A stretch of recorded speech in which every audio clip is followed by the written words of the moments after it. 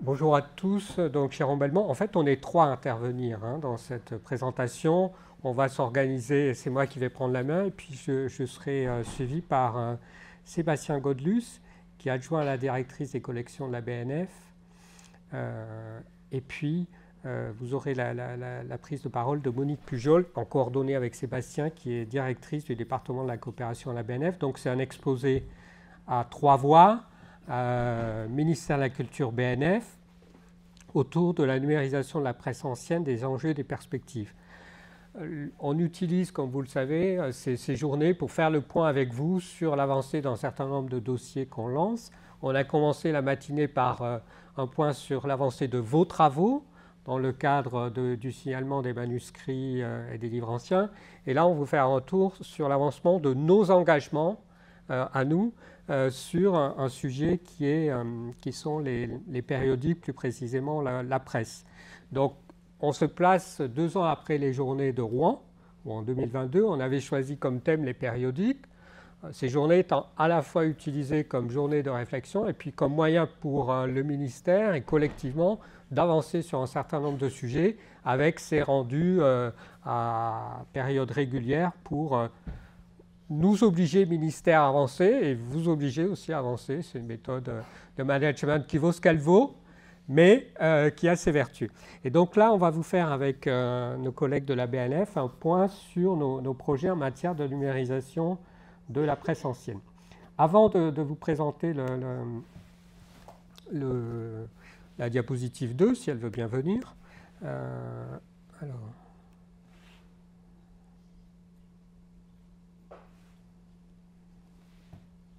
En fait, je l'ai mis en PDF, donc je vais faire défiler, c'est pas top. C'est pas top, et vous verrez, en tout cas pour Mediapoil, ça caractérise par l'absence totale de couleurs, d'images et autres. Vous reverrez assez facilement quels sont les auteurs des différentes diapositives. Alors, avant, je voudrais faire une petite introduction sur la question des périodiques en général. Nous considérons au ministère de la Culture, et je pense que on le verra cet après-midi, c'est un souci qui est partagé par le ministère de l'Enseignement supérieur et par l'ensemble des collègues, qu'il y a un moment périodique qui est en train de naître et que les périodiques sont vraiment au cœur de plusieurs missions centrales. Alors, les périodiques et l'information en général est bien sûr au cœur de la mission démocratique de l'ensemble des bibliothèques, quelles qu'elles soient, en termes d'information et en termes aussi de vérification de l'information. C'est toutes les problématiques autour de l'éducation aux médias, à l'information, qui sont importantes et qui vont devenir, on le sait, de plus en plus importants avec toutes les fake news qui circulent sur Internet et ces enjeux de contrôle de l'information. Ce n'est pas le sujet en fait aujourd'hui, puisqu'on est sur une journée patrimoniale. On va plutôt se concentrer sur les aspects liés à la conservation des périodiques. Pour nous, il y a vraiment 3 enjeux politiques, c'est une vision un peu politique des choses, autour des périodiques. Il y a un enjeu vraiment territorial, notamment au travers de la presse locale. La presse est un médium qui existe bien sûr au niveau national, mais qui existe aussi beaucoup au niveau local, avec des journaux, des brochures qui vraiment existent dans chaque territoire et qui sont peut-être plus présents que ne le sont les monographies au niveau régional. Et donc la conservation de la presse, notamment de la presse locale, intéresse chaque territoire. Et je pense que ça intéresse aussi les habitants, férus d'histoire, mais pas seulement. Et donc il y a vraiment cet ancrage dans les territoires d'une catégorie de presse en tout cas. Deuxième enjeu, c'est la transition écologique. Vous savez que le ministère de la Culture vient de sortir une magnifique brochure pour un engagement plus fort des bibliothèques vers la transition écologique, qui est en ligne sur le site du ministère. Et parmi les nombreuses problématiques posées par la transition écologique, il y a la question de la conservation et des magasins. On le sait tous, la presse est multiple. Alors, pas mal des documents imprimés par principe sont multiples, mais pour la presse, d'une certaine manière, c'est encore plus vrai. Et la conservation physique dispersée sur le territoire de mêmes exemplaires mobilise des centaines de kilomètres linéaires dans toute la France, à la Bibliothèque nationale, dans les bibliothèques universitaires, dans les bibliothèques municipales.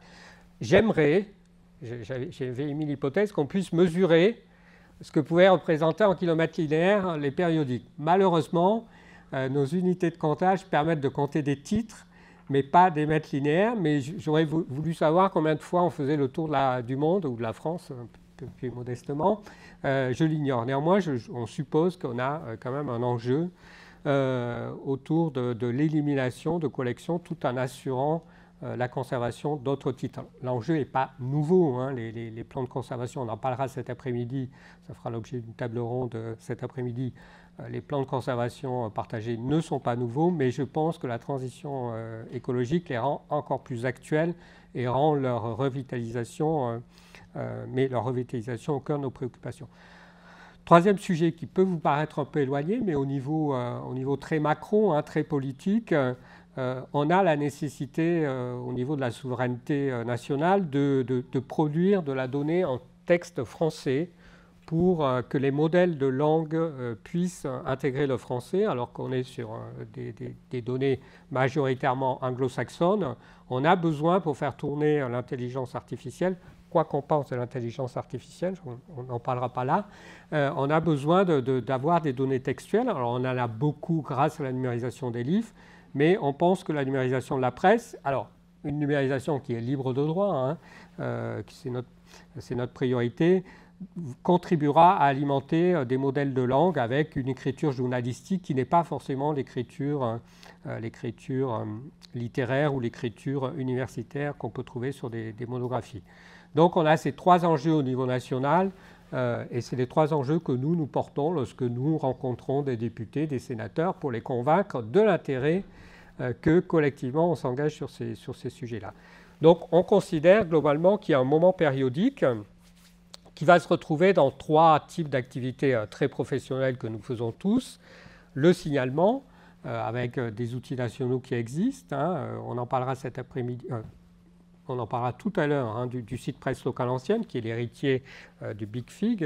Sébastien et Monique vont vous en parler tout à l'heure et qui sont un outil géré par la Bibliothèque nationale. Il y a l'ancien catalogue collectif national des publications en série qui s'appelle SUDOCPES, qui est géré par l'ABES.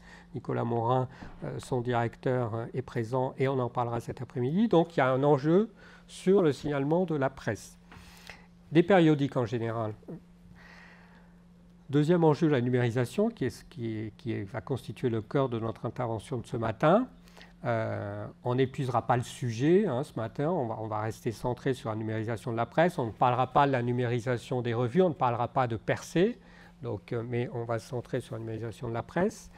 Et puis, on y reviendra cet après-midi avec le signalement, la conservation physique autour des plans de conservation partagés. Il y a un dernier sujet, une dernière brique qu'on doit connecter, sur lequel on est en train de réfléchir, qui est effectivement la digitalisation de la presse. En fait, l'expression est en raccourci, c'est-à-dire qu'on sait tous que de plus en plus de titres nationaux, et pas seulement, continuent à exister en papier, mais existent aussi nativement numérique. Et qu'à l'avenir, une partie de la presse ne sera plus matérialisée sous forme de fascicules, de brochures papier, et n'existera que sous forme numérique. Donc il y a cet enjeu de la presse numérique à venir, en nativement numérique, qu'on retrouve sur un sujet que nous traitons avec la BNF aujourd'hui, qui est le dépôt légal, avec la mise en place d'un dépôt légal numérique et la question à la fois sur le dépôt légal, du maintien de l'existant. On a une interrogation sur le dépôt légal imprimeur. Le maintient-on, comment le fait-on évoluer? Et sur l'avenir, quelles vont être les modalités de collecte du dépôt légal nativement numérique, y compris pour les périodiques. Donc c'est l'ensemble de ces sujets en fait, qui sont brassés au niveau ministériel. D'une certaine manière, le mouvement a été lancé il y a quelques années, mais très peu de temps, par la Bibliothèque nationale de France, avec un rapport, je pense que Sébastien et Monique vous en parleront, qui a fait date un rapport interne sur les collections de presse à la BNF, qui a justifié le lancement et la réflexion autour du centre de conservation, du futur centre de conservation de la BNF à Amiens, qui va héberger en son sein le Conservatoire national de la presse avec une collection de références de la presse dont vous parlera Sébastien et peut-être Monique. Donc on est vraiment à un moment important où l'ensemble des partenaires, les deux ministères, la BNF et nous tous, réfléchissons à la mise en place d'une politique nationale dédiée aux périodiques. Ça fait bien longtemps que dans le domaine des bibliothèques, il n'y a plus de politique nationale documentaire. Il a existé des CADI, il a existé des politiques nationales documentaires en termes d'acquisition, avec des CADIS, des pôles associés de la BNF. Ça n'existe plus sous cette forme, ça a été transformé, et d'une certaine manière, à part le maintien d'outils collectifs, Catalogue collectif de France, Sudoc PS et autres, il n'y a plus vraiment de politique nationale en matière documentaire. Là, on est en train de réfléchir à en réintroduire, on a réinventé collectivement une, et elle serait centrée sur les périodiques. On sait aussi que sur les documents iconographiques, il y aura certainement des choses à faire dans les années à venir. Donc on est vraiment à ce moment de construction d'une politique nationale des périodiques et qui va occuper une bonne partie de cette journée. Alors avant de rentrer sur le sujet de la numérisation, puis de passer la parole à mes collègues de la BNF, juste des réflexions un peu liminaires de bibliothécaires. Hein. On est tous d'accord que derrière les termes périodiques, et moi-même parfois je mélange les mots, hein, derrière les périodiques, c'est une acception large qui prend en compte des brochures, qui prend en compte des journaux, avec au sens strict de la presse, mais qui prend aussi en compte des magazines et qui prend aussi en compte des revues.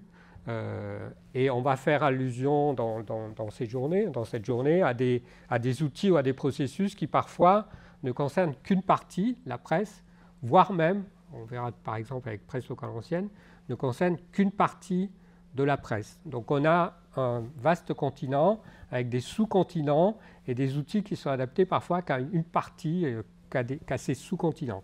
Donc on a ce sujet-là. On verra, on parlera beaucoup de presse ancienne, notamment sur la numérisation, hein, pour des questions de droit, très prioritairement, et de signalement autour de presse locale ancienne, mais un certain nombre de sujets ne sont pas liés à cette barrière temporelle et ne distinguent pas la presse ancienne de la presse courante, de la presse qui naît chaque jour. Hein. Et donc, sur un certain nombre de sujets, on brassera l'ensemble des thèmes de manière sans barrière chronologique jusqu'à nos jours. Je pense au plan de conservation partagé qui, par principe, s'intéresse à des publications qui peuvent être nées l'année dernière. Hein. Voilà. Bon, bien évidemment, et ça tout le monde le sait, la presse est partout. Elle est bien sûr dans toutes les bibliothèques. Elle est aussi beaucoup présente dans les services d'archives départementales pour la presse locale, hein, qui ont des collections, vous le savez tous, des collections souvent très complètes, parfois plus complètes qu'en bibliothèque. Et donc, bien évidemment, mais sans surprise, c'est un sujet qui est vraiment, doit être concerté et qui doit impliquer, autant que faire se peut, l'ensemble des acteurs. Alors, le plan national de numérisation de la presse ancienne. Je vous présente un projet, en fait, qui est un projet porté par le ministère de la Culture, dans lequel la Bibliothèque nationale de France joue un rôle fondamental. Et je me plais d'ailleurs à cette occasion à dire, du point de vue du ministère, l'énorme satisfaction qu'il y a à travailler avec la Bibliothèque nationale de France, qui joue en matière de patrimoine un rôle vraiment de tête de réseau remarquable. Et la politique de coopération nationale que mène la BNF est tout à fait exemplaire. Je pense que c'est ce qu'il y a de mieux qui se fait au niveau du ministère de la Culture, où un établissement public intervient vraiment dans son rôle de tête de réseau en respectant l'ensemble des partenaires locaux, quels que soient les niveaux, en respectant le niveau déconcentré de l'État, en informant, en travaillant main dans la main avec les directions régionales des affaires culturelles. Ça paraît évident, mais je peux vous le dire que dans d'autres secteurs du ministère de la Culture, avec d'autres établissements publics, les choses se passent moins bien et il y a moins de fluidité dans les dialogues. Donc, je referme la parenthèse, mais je voulais vraiment remercier la BNF et les collègues de la BNF pour la façon dont ils font vivre ces réseaux et ces projets autour du signalement. On en a parlé ce matin, et autour de la presse ancienne aujourd'hui. Donc, c'est un projet qui connaît un début de réalisation cette année, mais le contexte budgétaire et plus largement le contexte politique ne me permet pas de vous assurer que en 2025, en 2026, en 2028, ça va suivre. On va voir, on va se battre pour que ce projet soit repris par le futur gouvernement et qu'il fasse l'objet d'un suivi, puisque en fait, l'objectif est donc de donner un coup de boost, pour parler très familièrement, à la numérisation de la presse ancienne. Alors par presse ancienne, on entend par commodité 1945. C'est une borne chronologique, plutôt une borne chronologique professionnelle liée à l'histoire de la presse, qui elle-même est liée à l'histoire nationale, mais qui n'est pas liée au droit d'auteur. Même si par une addition rapide, 1945 plus 70 ans, pourrait nous donner à penser qu'on est dans le livre de droit. Sauf que c'est plus compliqué que ça. C'est 70 ans après la mort des auteurs, donc des journalistes, et pas après la date de parution du titre. Mais par commodité, on va dire qu'on va jusqu'en 1945. Alors on a un objectif que vous connaissez tous, de préservation de collections, notamment de la fin 19e, qui partent littéralement en poussière du fait du papier industriel inventé au 19e siècle et des encres acides qui se sont développées là. Et donc on a un véritable enjeu de conservation. Alors, quand on va voir des députés, des sénateurs, ce n'est pas ça qu'on met en avant, ça c'est un argument de professionnel. On met en avant l'intelligence artificielle, on met en avant la transition écologique, on met en avant les territoires, mais on sait bien aussi que derrière, on a quand même cet enjeu de préservation de documents physiques qui, sans ça, vont disparaître. Donc, on a conçu avec la BNF un projet d'un plan qui durerait 5 ans, de 2024 en 2028.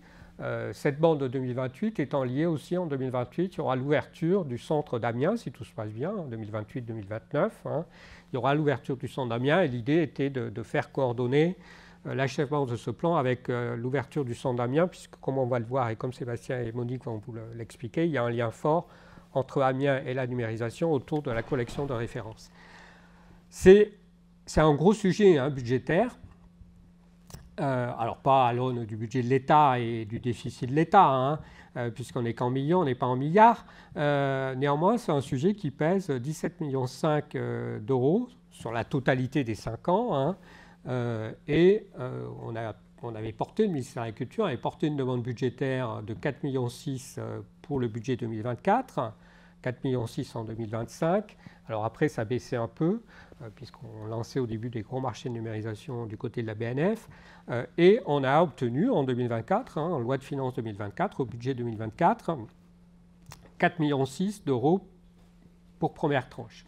Bon, la difficulté, je ne reviens pas là-dessus, vous vous doutez qu'actuellement, on ne sait pas si en 2025, 2026, 2027, 2028, les choses seront validées et si on pourra poursuivre, on va s'employer à, mais il reste néanmoins, pour être tout à fait honnête et transparent, et je pense que tout le monde le comprend aujourd'hui, une part d'incertitude sur l'issue de ce plan qui au moins existera en 2024, qu'on lancera en 2024 et qu'on espère pouvoir poursuivre, peut-être avec une ampleur moindre que celle qu'on avait imaginée avec la BNF, mais en tout cas on fera tout pour que ça fasse partie des sujets prioritaires dans un contexte budgétaire où on ne s'attend pas, où on s'entend plutôt à une réduction des budgets pour revenir, sinon à un équilibre budgétaire, du moins une réduction du budget.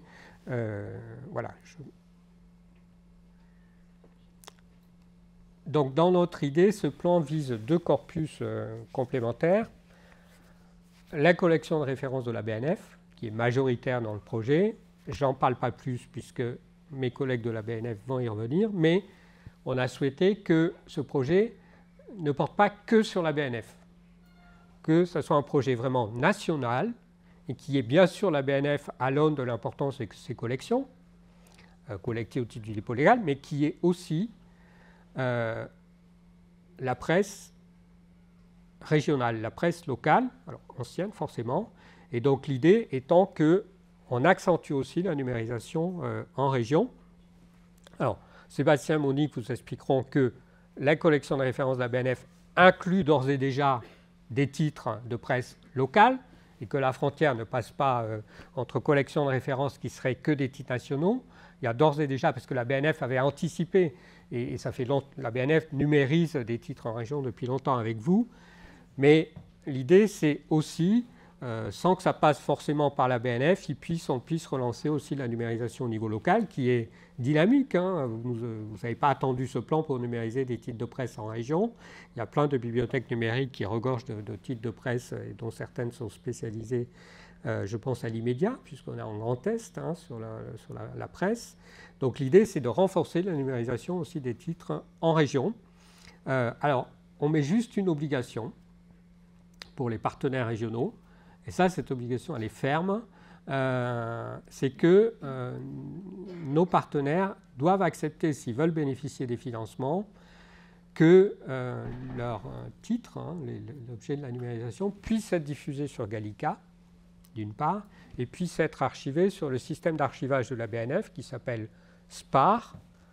Alors, bien sûr, en complément de la diffusion qui se fera dans les bibliothèques numériques communales, régionales et autres, et d'éventuelles solutions d'archivage.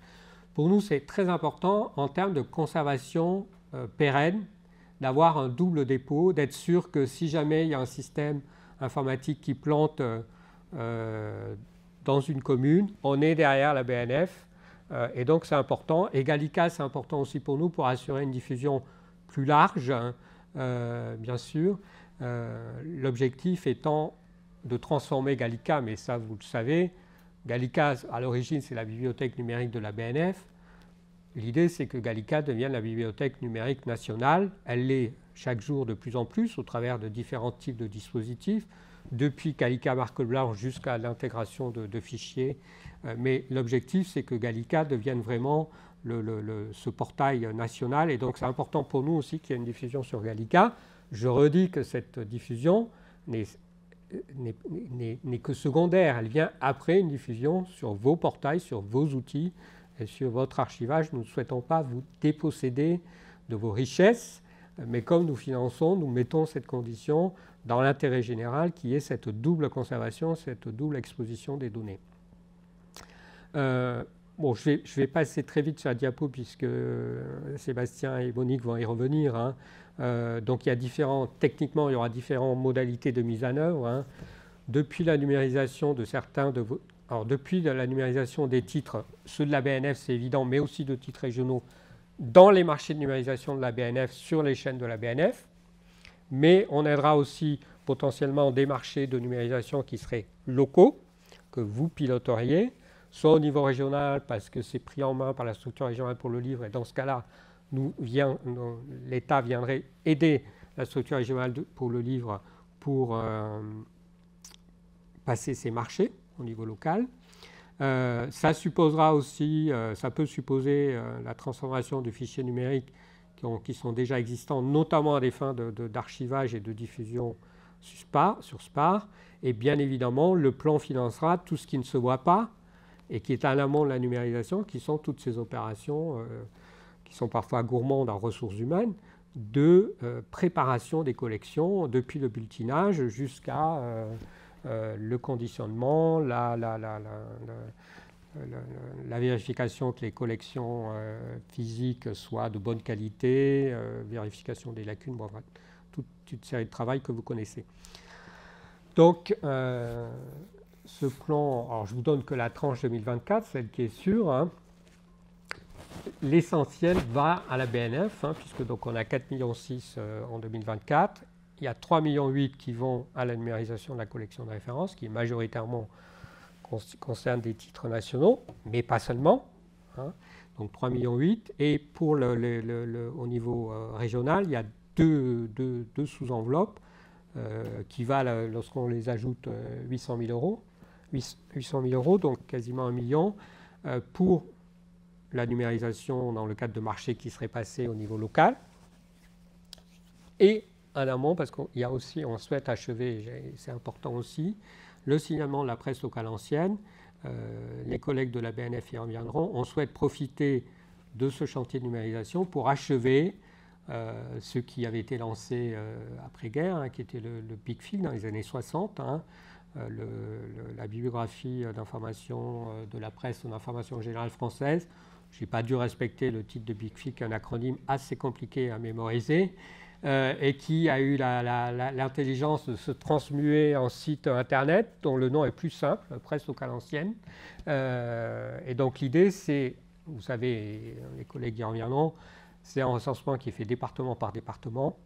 Il nous reste quelques départements qui n'ont pas été traités, notamment les 2 départements alsaciens. Hein, ça, c'est un vide dans la carte qui nous fait mal au cœur.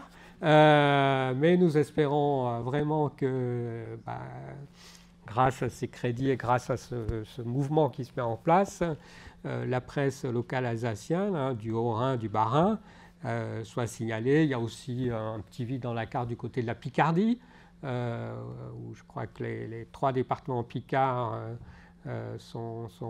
manquent. Mais voilà, l'idée, c'est d'achever. Il y a une quinzaine de départements, alors ça dépend si on compte l'outre-mer ou pas, mais disons 15 à 20 départements qui n'ont pas traité. Et l'idée est de traiter ces départements pour qu'on ait un recensement de la presse antérieure à 1945 qui soit complète au travers de presse locale ancienne, c'est-à-dire bien sûr un recensement des titres, mais un recensement des états de collection. Et on en reparlera cet après-midi avec les plans de conservation partagés, parce que tout est lié. Ce signalement local va nous servir pour les plans de signalement, notamment en région. Voilà. Mon temps de parole s'achève là. Je donne la parole à Sébastien et à Monique pour vous présenter les actions de numérisation de la BNF, replacées dans un premier temps dans un contexte un peu plus général pour vous expliquer la presse à la BNF.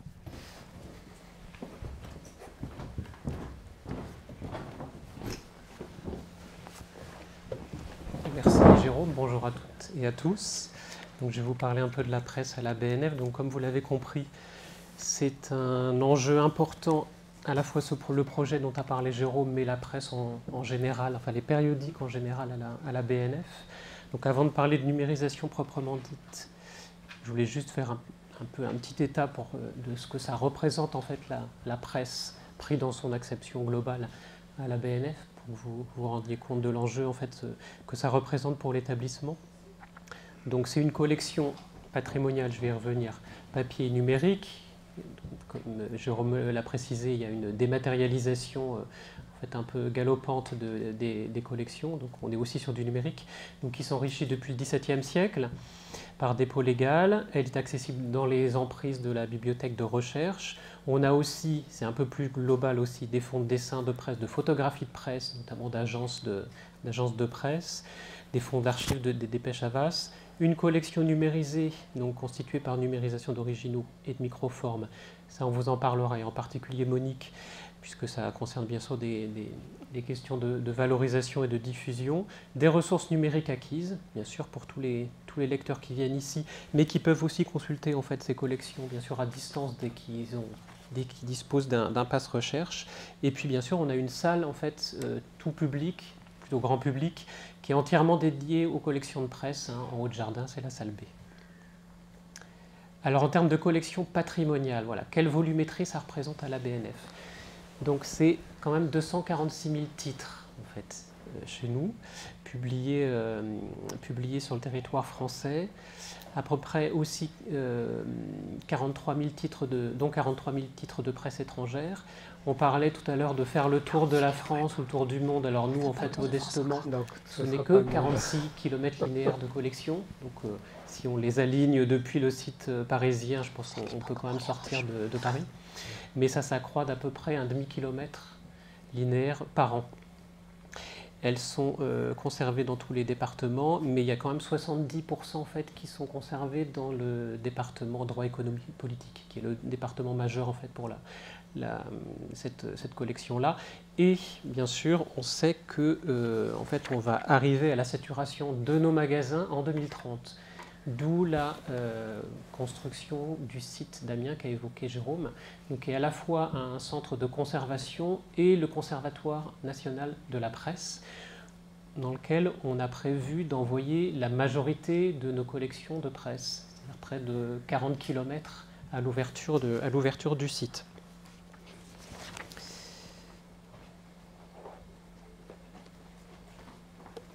Comme vous l'avez compris, en fait, c'est une collection unique par son amplitude historique et son niveau de complétude, puisqu'on a des titres qui remontent vraiment à l'origine en fait, de la presse, donc qui remontent au XVIIe siècle. Hein. On a bien sûr la Gazette de Théophraste Renaudot, et ça remonte, et ça vient maintenant jusqu'à des titres les plus contemporains, notamment sous forme numérique, comme je vous l'ai dit.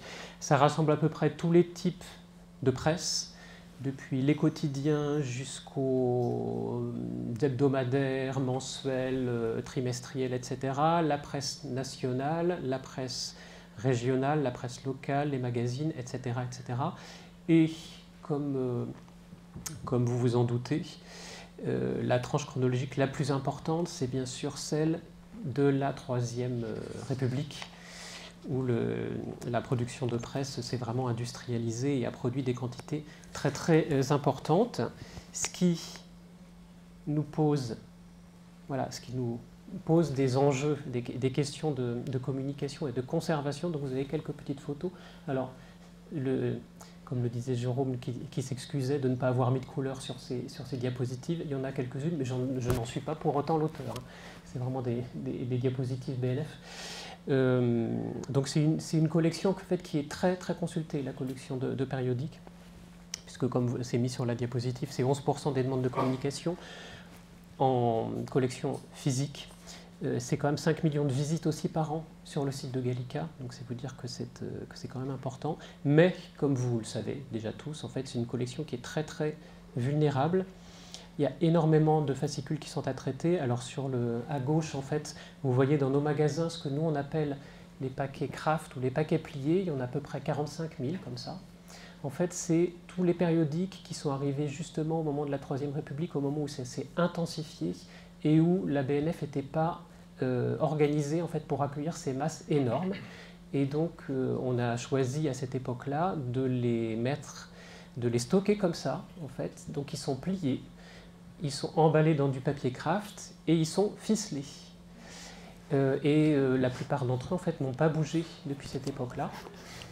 Donc ça pose des questions de conservation, ça pose des questions aussi de signalement, parce qu'en fait ces collections ne sont pas dépouillées. Et comme vous le savez aussi, en fait, c'est typiquement l'époque où le papier est acide.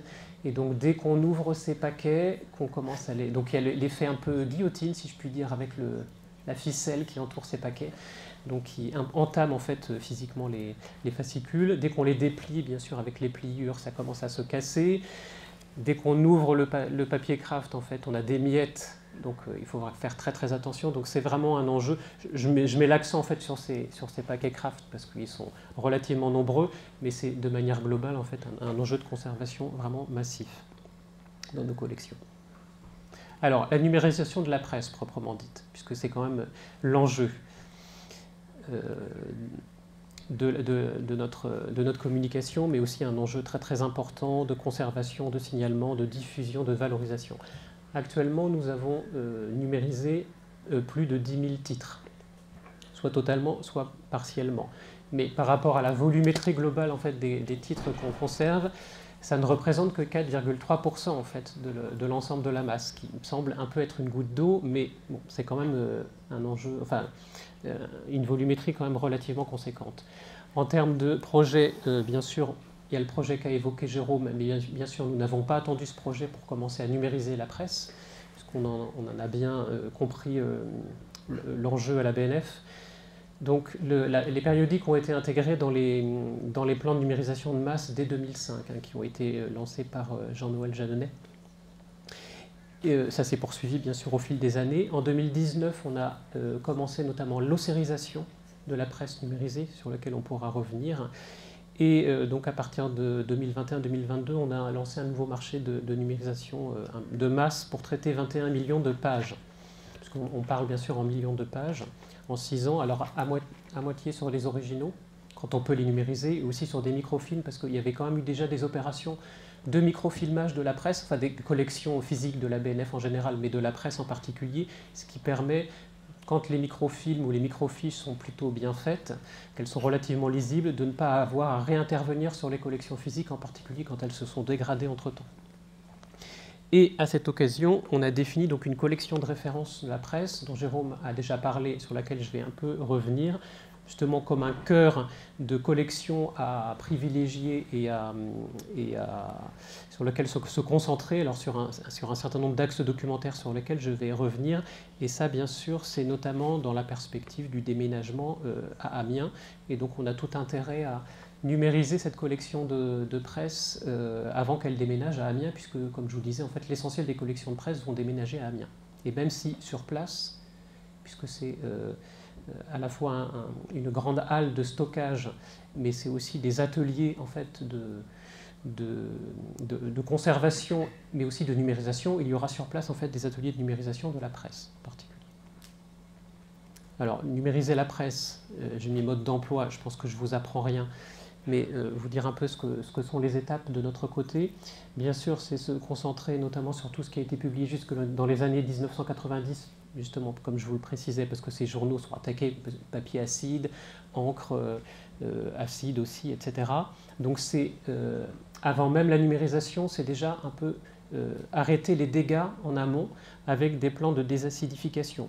Du moins, en fait, quand les papiers, quand les collections ne sont pas complètement acides, parce que parfois, en fait, la désacidification, enfin, le but du jeu, en fait, c'est un peu de stopper ce mouvement-là et de gagner quelques années, mais parfois, en fait, c'est tellement avancé que de toute façon, les désacidifier ne fait pas grand-chose.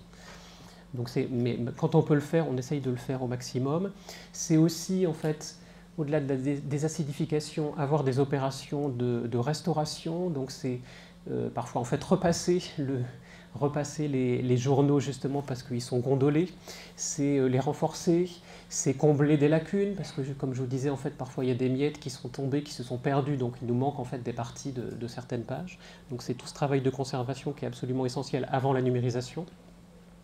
C'est aussi d'écrire, puisque comme je vous le disais, par exemple pour les paquets craft, en fait, il n'y a pas de signalement de ces collections, puisqu'elles n'ont pas été signalées depuis cette époque. Et donc, bien sûr, c'est les numériser, avec cet enjeu de diffusion via Gallica et bien sûr de valorisation.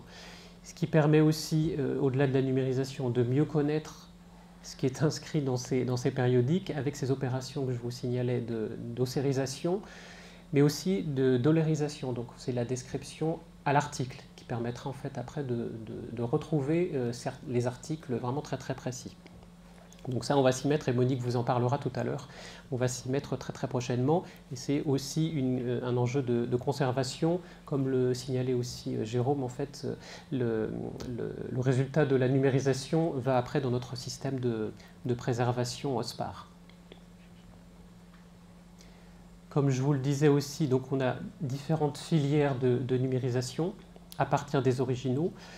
À partir des originaux, en fait, on a deux marchés. On en a un pour la numérisation des fascicules originaux, ceux qui sont les moins dégradés, et on a un marché spécifique en fait pour des fascicules qui sont un peu plus endommagés, et du coup avec des préconisations en termes de manipulation, etc., etc.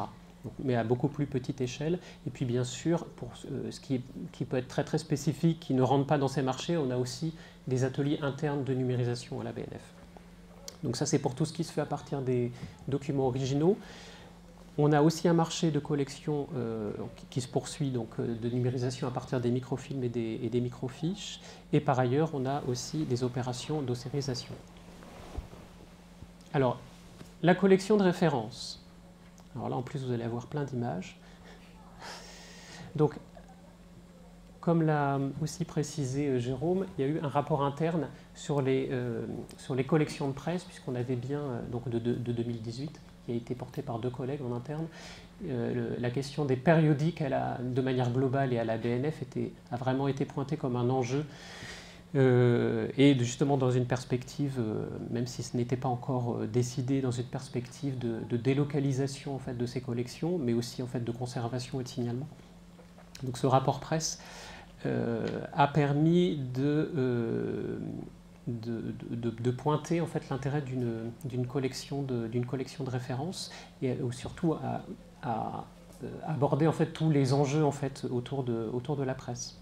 Donc cette collection, elle a été définie par un haut niveau de qualité, donc signalement, ce qui était le plus signalé, ou en tout cas ce qui nécessitait d'être signalé quand ce n'était pas encore le cas, de complétude de la collection, à la fois d'ailleurs, parce qu'on y reviendra et Monique en parlera, à la fois des collections, bien sûr de la BNF, mais aussi quand on fait intervenir les collections des partenaires en région, donc des collections qui sont conservées en région, de l'état de conservation, bien sûr, de la numérisation, puisque dans certains cas, les collections sont déjà numérisées, donc de complétude de la numérisation, et puis de possibilité d'ossérisation. Et puis, bien sûr, c'est couplé, en termes de critères, avec un fort intérêt documentaire. Donc cette liste, elle a été établie dans un premier temps par un prestataire qui a été mandaté donc, en 2021.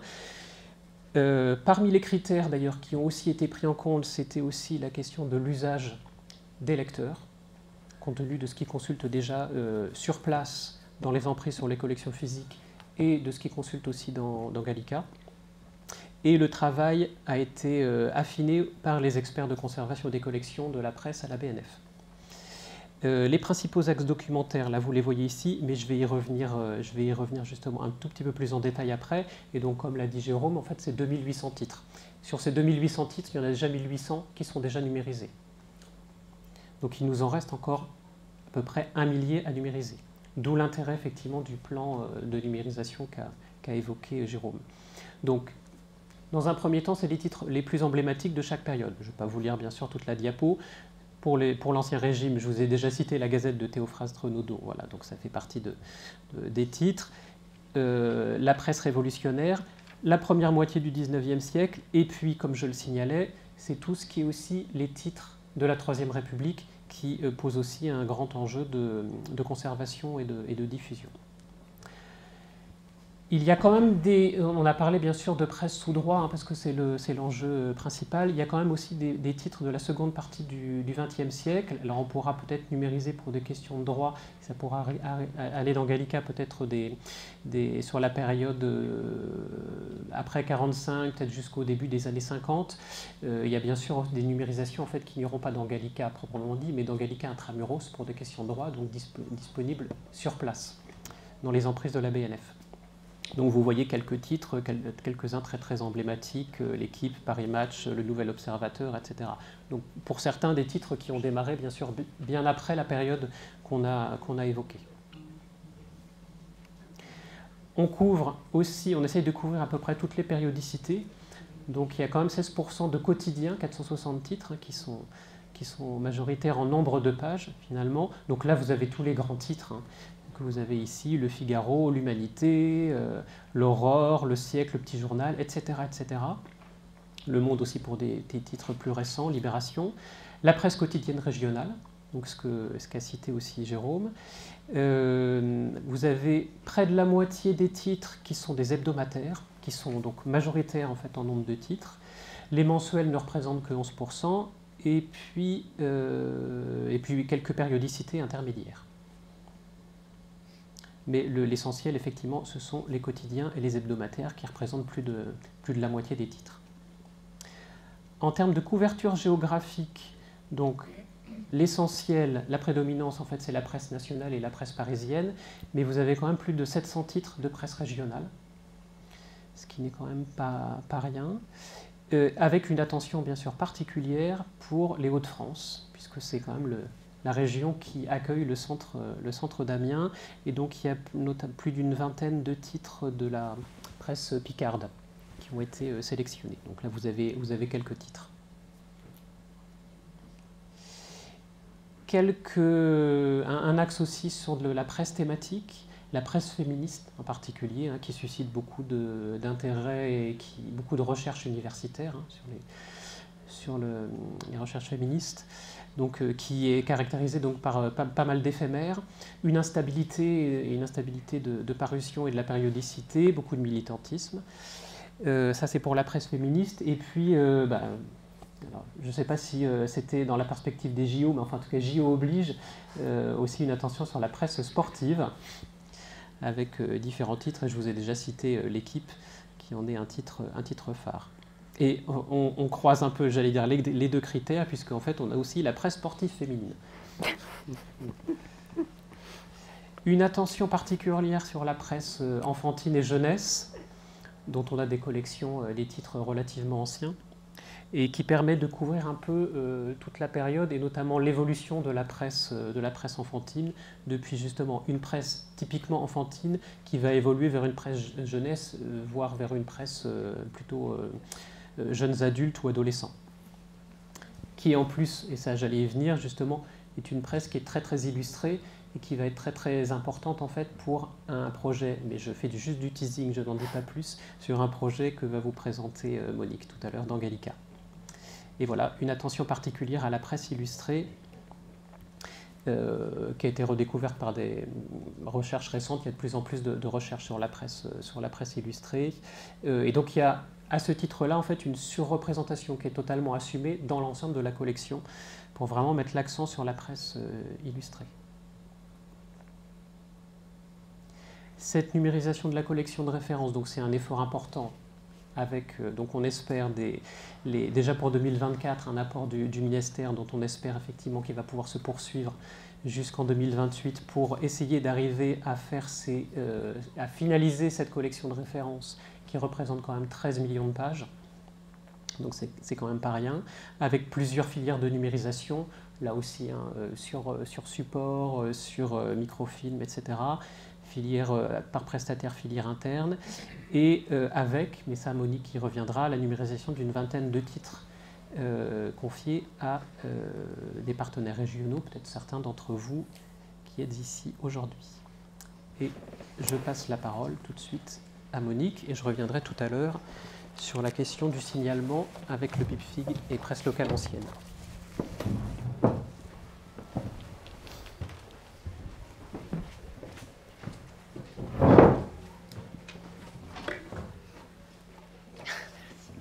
Bonjour à tous. Donc, beaucoup de choses ont déjà été dites, mais comme le disait précisément Jérôme, vous ne nous avez pas attendu pour avancer sur la numérisation de la presse. C'est un enjeu majeur déjà ancien pour les institutions territoriales. L'enquête qui avait été menée en 2017 dans le cadre des travaux pour cet état des lieux, justement ce rapport presse, estimé à 3000 titres et 17 millions de pages numérisées ou en cours de numérisation, donc en dehors de la BNF, des collections de presse. Il y avait eu un soutien dans le cadre des plans de numérisation de la BNF, de ministère de la Culture, c'était un des axes, la numérisation de la presse, et d'ailleurs c'était moins à cette période-là un axe de soutien pour la BNF. Les structures qui étaient principalement impliquées, c'était les bibliothèques, et c'est toujours les bibliothèques municipales, les archives départementales et déjà les structures régionales pour le livre. Donc depuis 2019, la BNF fait preuve d'un investissement accru auprès des partenaires pour soutenir plus particulièrement la numérisation de la presse ou l'intégration de presse déjà numérisée dans Gallica.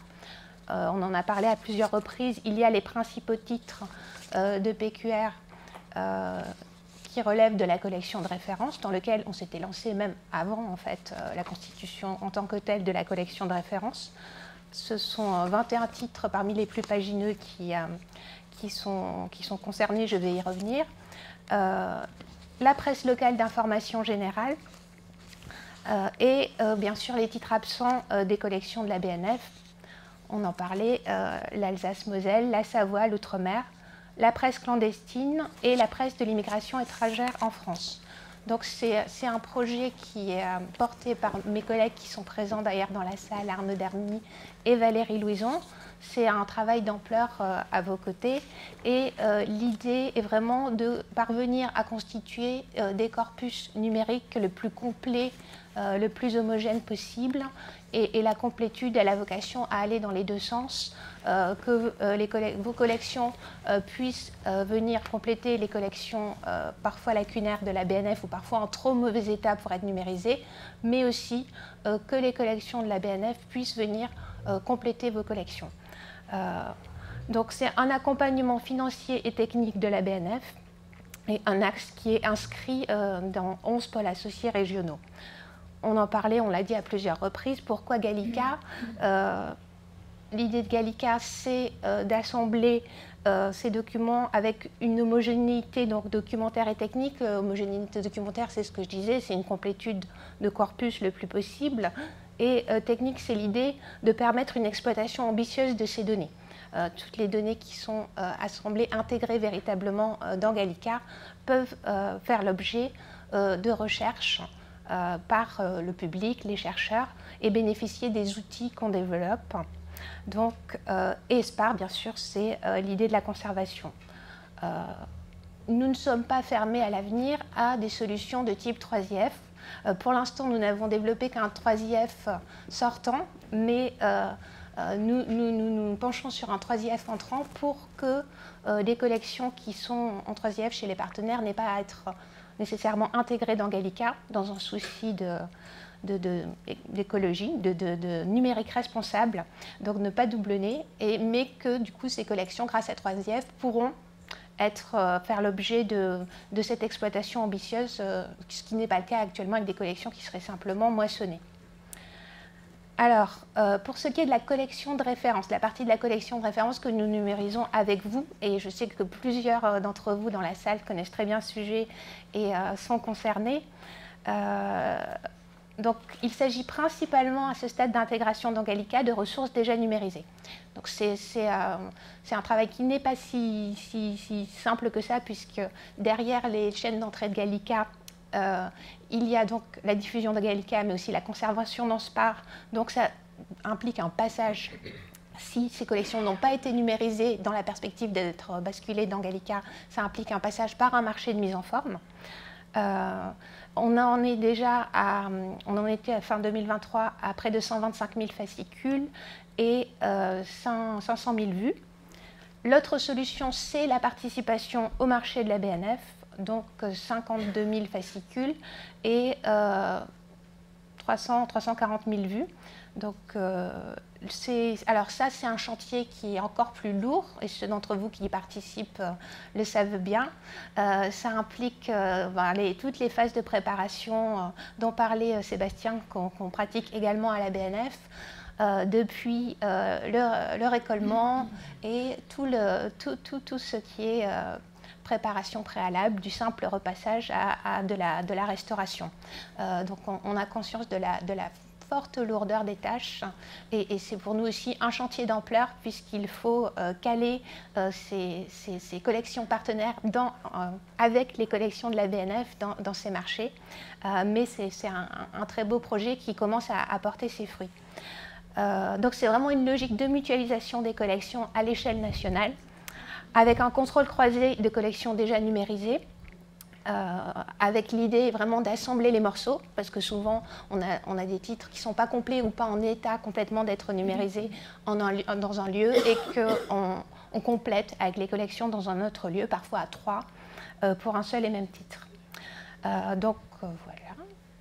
Ça, ce tableau vous présente en fait ces fameux principaux titres de PQR qui nous ont été assignés dans le cadre de la collection de référence, avec les colonnes, c'est Arnaud Dermier me reprendra si je me trompe, c'est des colonnes par année, depuis les années 1820 jusqu'à 1950, avec un état d'avancement. Donc le vert, c'est ce qui est fait, le jaune, c'est ce qui est en cours, et le orange, c'est ce qui va commencer. C'est ça, Arnaud hoche la tête, merci Arnaud de me soutenir à distance. Alors le rouge, c'est ce qui n'est pas encore commencé, mais les contacts ont été pris. Donc c'est vraiment un important chantier collectif qui est en cours. Alors, comme le disait Jérôme, on a à cœur d'avancer aussi au-delà de la collection de référence, parce que cette collection de référence, elle est quand même assez orientée BNF, on en parlait, des usagers, de la BNF, des représentatifs de ces collections-là, mais il s'agit aussi d'essayer d'être représentatif des collections en région. Donc on a une cible de presse locale ancienne qui est discutée aussi au sein des commissions patrimoniales, et qui a vocation elle aussi donc, à intégrer Gallica soit par des ressources déjà numérisées, on est quand même à plus d'1 million de pages qui ont intégré Gallica, à participer partiellement, plus minoritairement au marché, 69 000 pages, et alors ça je vais vous en parler un petit peu plus, on soutient la numérisation des collections en région. C'est vrai que ça dépend du type de partenaire.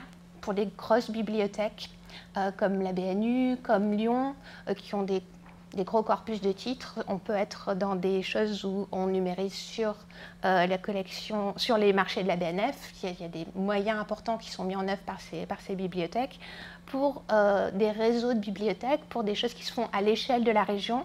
En fait, on travaille avec les structures régionales pour le livre pour que puissent se mettre en place des numérisations régionales qui, là, ont vocation à intégrer directement Gallica, et des sites régionaux le cas échéant, mais en tout cas qui sont préformatés pour intégrer Gallica. Donc il n'y a pas ensuite de coûts supplémentaires pour intégrer Gallica. Et on soutient financièrement, on en a déjà parlé, donc, les différentes étapes de préparation. Donc voilà, pour en dire un tout petit peu plus sur cette affaire de primo-numérisation en région, donc la BNF accompagne la rédaction des cahiers des charges, travaille avec les structures régionales pour le livre au repérage des ressources à numériser et aussi avec les acteurs locaux au sein des commissions patrimoine. On accompagne la préparation financièrement des collections avant numérisation et donc des marchés de numérisation sont mis en place régionalement avec des livrables intégrés directement dans Gallica. Je cite l'exemple de la région Occitanie. Ce travail mené donc, par Occitanie Livre et Lecture a permis à quand même 44 partenaires de numériser et de verser dans Gallica 440 titres, soit 2,5 millions de pages. Donc, qui a eu, vous voyez le titre de presse, ce n'est pas un titre de presse numérisé, Midi Libre, c'est un titre de presse sur la numérisation de la presse. La boucle se boucle, ça a été repris donc avec un fort intérêt local pour cette possibilité de trouver la presse occitane dans Gallica. Alors, donc, en 2023, on a eu 10 chantiers pour la numérisation de la presse ancienne, avec des soutiens au bulletinage et des soutiens à des prestations de numérisation. 5 chantiers d'intégration dans Gallica de presse numérisée en région et 16 partenaires, alors ce n'était pas en 2023, mais c'est sur le marché actuel de numérisation de la presse, 16 partenaires qui bénéficient de ce marché. En perspective, on poursuit l'intégration de presse déjà numérisée. Alors le rythme de ces avancées dépendra bien sûr de ce dont parlait Jérôme Belmont. Est-ce que le plan de numérisation de la presse va pouvoir se poursuivre? En attendant, nous avançons et sinon on avancera plus doucement. Donc l'intégration des grands portails régionaux dans Gallica. On travaille de plus en plus avec les archives départementales. Donc avec l'appui des DRAC, on se rapproche on a des réunions plus globales comme récemment en Île-de-France. Il s'agit d'essayer de croiser les financements, donc les programmes les plus ambitieux comme en Occitanie, mais aussi en Hauts-de-France ou en Nouvelle-Aquitaine ont permis de mobiliser les PNV. Et donc je salue bien sûr la mobilisation des structures régionales pour le livre dans tous ces chantiers. Une carte pour illustrer mon propos. Alors, on n'a pas mis tous les points. En tout cas, c'est les endroits où il y a des chantiers. Vous voyez, il y en a quand même un peu partout en France. En vert, c'est les bibliothèques et en rouge, c'est les archives. Donc, beaucoup d'archives. Et ça, c'est une carte qui représente sur une cible de collection de presse locale d'information générale. Le pourcentage qui existe en format numérisé, qui est numérisé, que ce soit sur Gallica ou sur d'autres sites. Donc, par rapport à ce corpus estimé, on est à 40%. On était fin 2023 à 40% en ligne. Et alors plus c'est foncé, plus un pourcentage important du corpus est en ligne. Et ça, c'est le pourcentage de ce corpus numérisé qui se trouve dans Gallica. Prendre en photo. Mais je pense que ce sera accessible, le PowerPoint. Alors, juste, donc pour conclure ma présentation, je vais vous dire un mot des collections presse dans Gallica, puisqu'on vous dit qu'il faut que ça aille dans Gallica, mais je vous dis un petit peu ce qui s'y passe. Gallica, on est à 11,5 millions de documents, dont 10 millions accessibles à distance. Et près de 2,8 millions de documents en provenance des partenaires. Donc on est quand même autour du quart. C'est vraiment la bibliothèque numérique de Gallica et de ses partenaires, un peu plus chaque jour en effet. En 2023, on a atteint un chiffre pour nous record de fréquentation de 20 millions de visites. C'est vrai que Gallica, comme beaucoup de sites, avait progressé pendant le Covid, mais en fait, ce n'est pas retombé. La fréquentation de Gallica est en progression constante. Après, l'alimentation, l'enrichissement de Gallica est lui aussi en progression constante. Alors, la presse y est très présente. On a des sélections presse et revues avec donc 25 millions de pages. Alors, une multitude d'entrées par corpus thématique. On est en train de réfléchir à une réorganisation et à une clarification de nos entrées par sélection. Pour proposer des possibilités d'entrées diverses, mais je ne vais pas m'étendre, vous connaissez sûrement Gallica, il y a des Gallica vous conseille, il y en a un sur la presse. Il y a un dispositif qui s'appelle les Unes du jour d'il y a 100 ans. Quand j'ai fait cette diapositive, c'était une élection présidentielle en juin il y a 100 ans. Gaston Doumergue était élu en juin il y a 100 ans. C'est tout ce qui ressortait en titre de presse. Des billets de blog, bien sûr, qui peuvent être alimentés aussi bien par les collègues de la BNF, mais aussi par vous, si vous avez des collections dans Gallica. Et bien sûr, il s'agit d'essayer de favoriser la fouille dans les documents. Donc, on en est à 70% des titres numérisés qui sont ossérisés, sachant qu'au début, dans Gallica, ce n'était pas ossérisé, mais on pratique de plus en plus l'ossérisation rétrospective, pour que la cible étant que tout soit ossérisé. Alors après, on se pose vraiment actuellement des questions de fond de comment on s'y retrouve dans 10 millions de documents. Qui est un vrai défi, c'est ce qu'on appelle des enjeux de découvrabilité. On est en train de réfléchir, je ne l'ai pas mis ici, mais à la refonte du moteur de recherche de Gallica, parce qu'il commence à être un peu ancien. Il n'avait pas été conçu pour 10 millions de documents, donc on a lancé à la fois une étude technique et à la fois des enquêtes auprès des usagers pour voilà, démarrer ce vaste chantier qu'il faudra aussi qu'on finance. On a de façon plus proche deux projets ambitieux qui viseront à faciliter l'exploration des collections de presse, notamment dans Gallica. Je vais en parler rapidement parce que je crois que Gallica Images avait été présenté l'an dernier au JPE. Donc c'est un projet qui a été lauréat du 4e programme d'investissement d'avenir qui donc on a un financement de la Caisse des dépôts et consignations. C'est le premier projet d'industrialisation d'intelligence artificielle de la BNF. Et nous sommes sur ce projet partenaire avec l'INHA et la BNU. Et d'autres partenaires associés, mais de façon plus distante. Il vient de démarrer, le marché a été attribué, les tests, enfin les premiers tests sont en cours, donc on est dans la phase vraiment d'entrer dans le concret de ce projet qui est prévu pour une durée de 3 ans. Et donc l'idée, c'est vraiment ce qu'on estime à 50 millions d'illustrations, mais on ne sait pas trop, c'est de pouvoir rendre cherchable tout ce qui est illustration dans Gallica. En créant, en les identifiant, les indexant et en créant une base de données. Avec l'appui de l'intelligence artificielle qui ira chercher les données contextuelles, mais aussi de la reconnaissance d'images. Et l'idée étant aussi après de pouvoir se baser sur de la recherche par proximité. Donc ce sera, on l'entend bien, très intéressant pour la presse, même si ce n'est pas de la presse illustrée, il y a toujours, enfin c'est rare des presses où il n'y a pas des photos. Donc c'est toutes les images dans Gallica qui sont concernées, qu'elles se trouvent dans un titre de presse, dans un manuscrit, dans une monographie, ou que ce soit une image juste en tant que telle. Voilà, là on a Monsieur Deveau en 1906 dans son dirigeable, sur le point de tenter un essai. Et donc une recherche, on a pour faire la preuve de concept, on a un outil, un prototype qui a permis ensuite de lancer la demande, qui s'appelle GallicaPix. Et donc vous retrouvez Monsieur Deveau dans différents titres de presse de l'époque, où on voit d'ailleurs que la photo a parfois été retouchée, parce que là il a 3 messieurs autour de lui, et là il n'en a plus que 2, ou enfin tout ça peut être intéressant à de nombreux titres. Pour finir, un tout dernier mot sur l'OLR.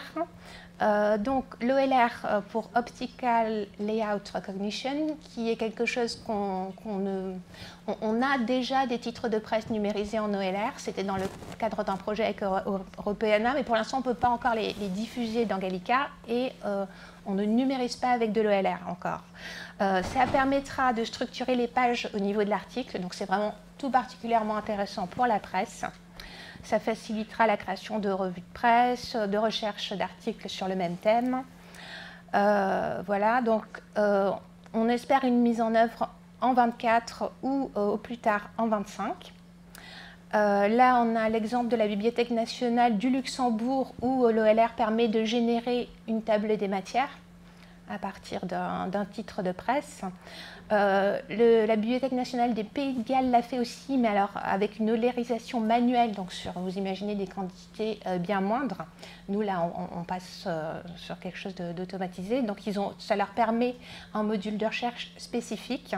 Et là, vous voyez une page où voilà, c'est l'article qui a été identifié dans la page.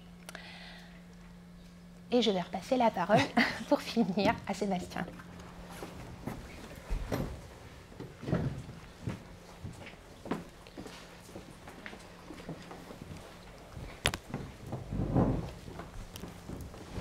Donc le signalement qui est aussi effectivement un enjeu très très important sur ces collections de presse pour la... Oula.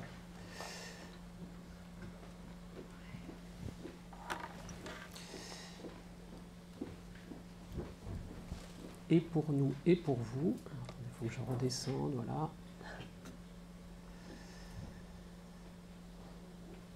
Voilà.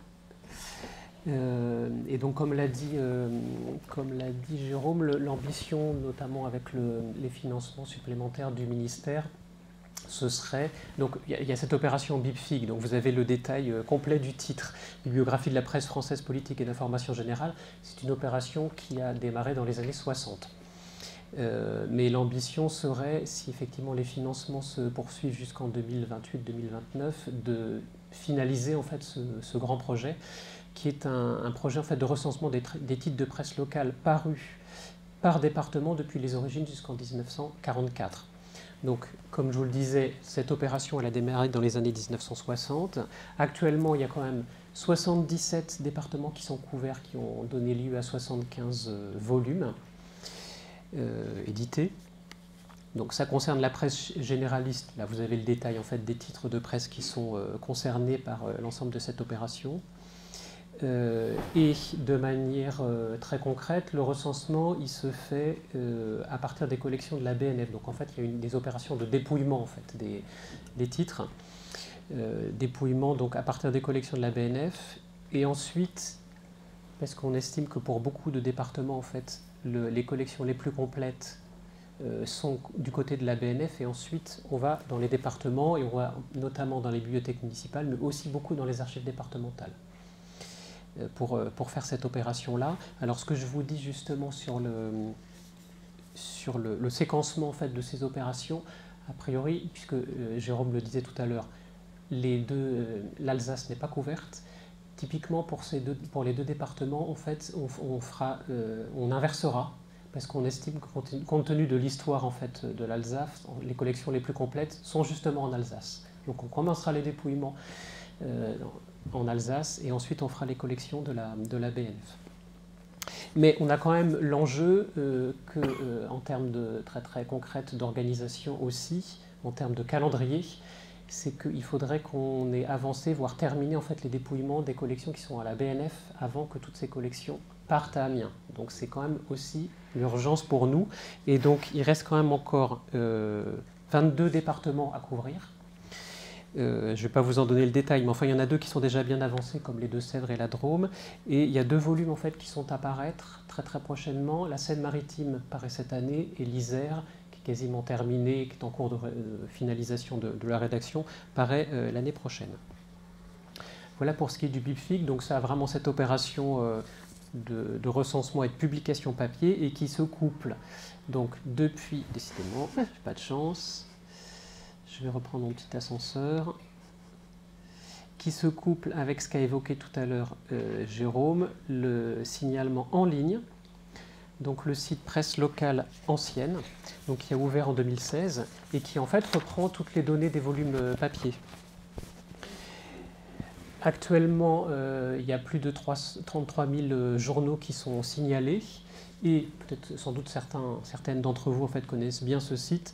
Il permet en fait, de rechercher très très facilement, selon plusieurs modes de recherche, les titres qui vous intéressent, soit une recherche libre par mot, bon, très classique, mais après en fait vous avez des possibilités de recherche par ville de publication, par thématique, par tendance politique, ça peut être très très précieux, par chronologie et aussi de chercher dans les titres numérisés. Voilà. Et puis donc ça pour ce qui est du petit module, enfin, vous voyez sur la partie gauche là, de l'écran, et puis vous avez aussi une recherche géographique par carte. Vous pouvez pointer un lieu, un département, et vous avez les titres qui sont liés à ce département. C'est bien sûr pas seulement signaler les titres, c'est aussi, ça je pense que c'est très très important de le préciser, c'est signaler tous les états de collection en fait, de tout ce qui est conservé à la BNF et tout ce qui est conservé chez vous aussi en région. Et donc du coup de localiser en fait les différents exemplaires.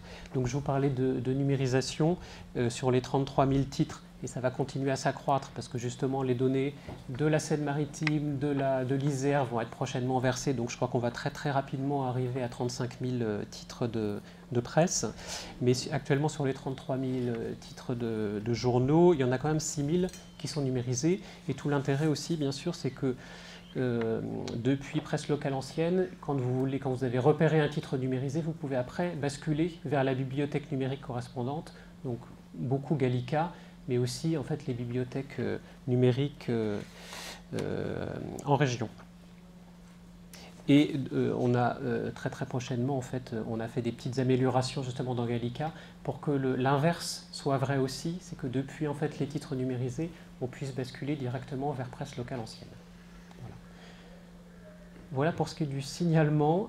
Alors je crois qu'on a terminé. Je vais mettre notre belle petite diapositive finale. Et donc maintenant, je pense que nous sommes... Donc merci de votre attention. Et nous sommes prêts à répondre à vos questions. Je vais rebasculer sur les canapés pour ne pas être tout seul sur l'estrade.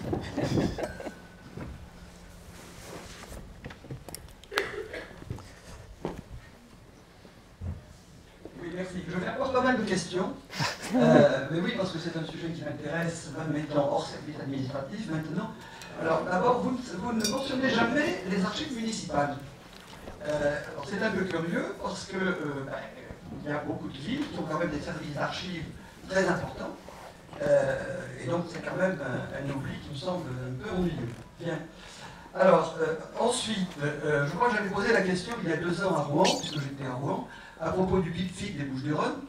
Je m'étais aperçu que, puisque c'est effectivement une édition ancienne, je me suis aperçu qu'un certain nombre de bibliothèques, comme la Chambre de commerce par exemple, ou des bibliothèques d'associations, avaient les titres de périodiques correspondants, hein, et pas uniquement donc, les archives départementales, la bibliothèque municipale.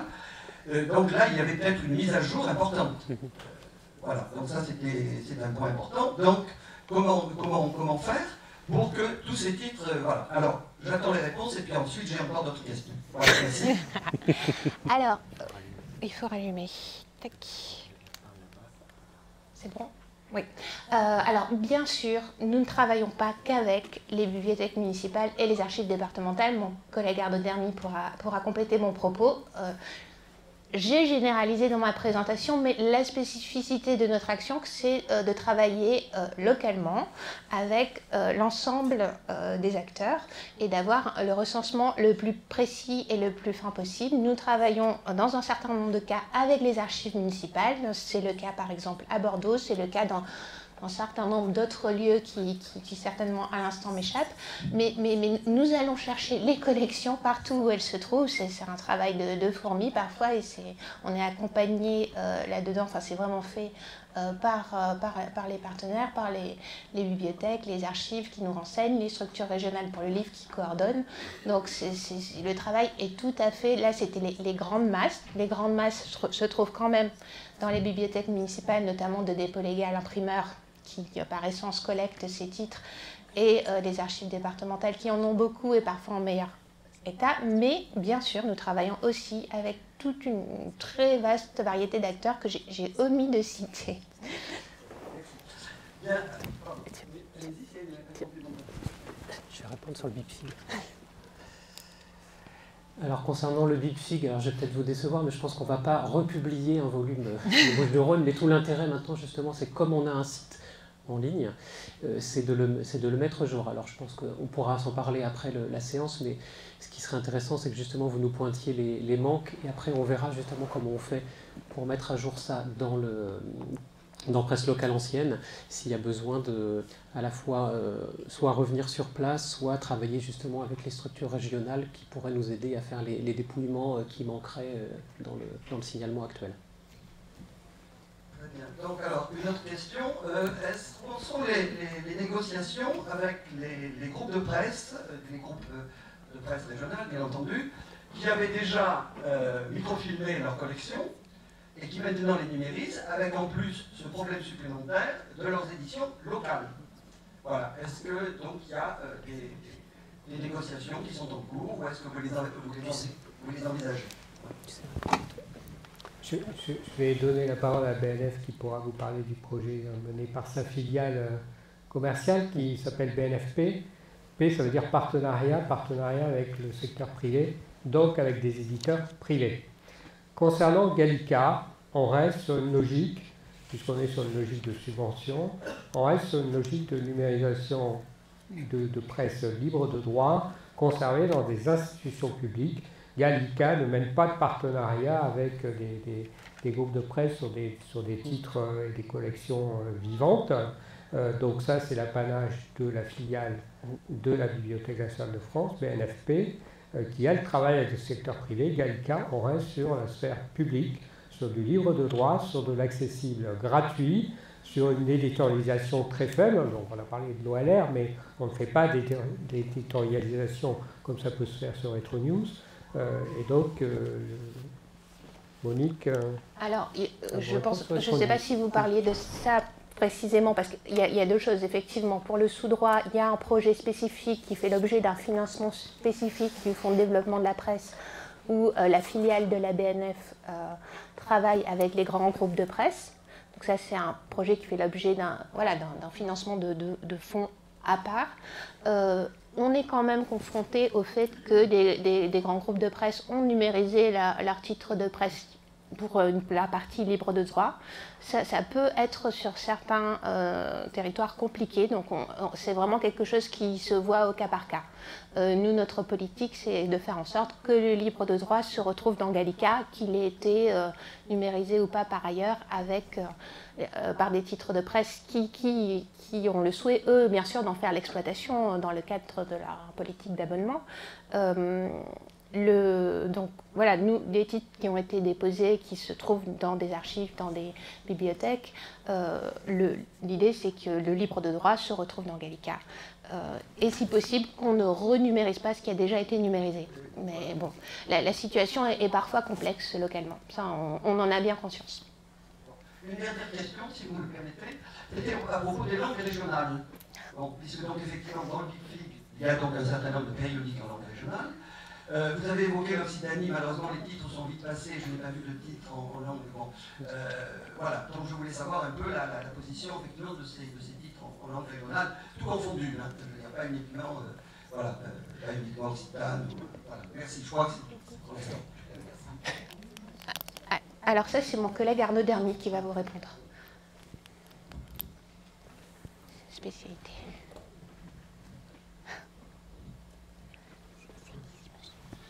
Sur le corpus de presse d'information et d'actualité générale, il n'y a pas de presse en langue régionale, ou en tout cas de manière résiduelle, si elles y sont, nous les prenons, bien entendu. En revanche, il y a des programmes de valorisation autour du patrimoine en langue régionale. C'est un programme spécifique, séparé du programme presse, J'ajoute que sur les principaux pôles associés régionaux, nous avons actuellement des politiques en lien avec les langues régionales, et en particulier nous envisageons, nous ambitionnons la constitution d'un corpus exhaustif autour des langues régionales, en particulier sur les revues. Donc ça élargit largement le travail. Beaucoup de titres de presse régionale en langue régionale, en fait, ce sont plutôt on en parlait sur la presse alsacienne, quelquefois des articles, quelquefois des citations, quelquefois des bandeaux même qui reprennent des éléments de langue régionale. Ce sont donc des éléments plus compliqués, plus diffus à identifier, et ça fera l'objet, j'espère, d'un travail spécifique. En tout cas, c'est un échange qu'on a eu avec la BNU au niveau d'une journée d'études sur le sujet. C'est vrai qu'il y a beaucoup de langues régionales qui sont cachées dans la presse d'information, mais ça, c'est quelque chose vraiment que peut-être l'OCR et la fouille de données nous permettra de comprendre et d'envisager de manière un peu plus fine.